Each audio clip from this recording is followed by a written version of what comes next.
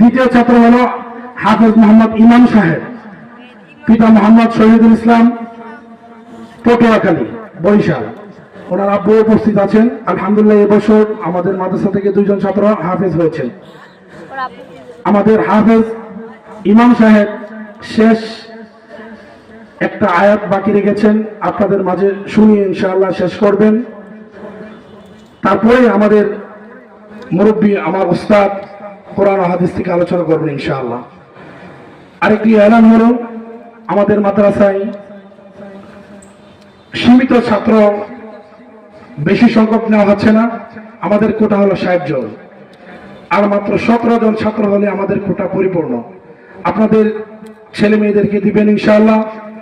আমরা এবছর থেকে ছোট কচি কাঁচা ছাত্রীদের ভর্তিও নিচ্ছি, ছোট মেয়েদেরকেও ভর্তি নিচ্ছি, ক্লাস 1 থেকে নিয়ে 3য় শ্রেণী পর্যন্ত আপনাদের সন্তানদেরকে ইনশাআল্লাহ আমাদের মাদ্রাসায় ভর্তি করাবেন। এই আশাবাদী রেখে ইনশাআল্লাহ শেষ তেলাওয়াত করবেন ইমাম সাহেব, শুনবেন ইনশাআল্লাহ।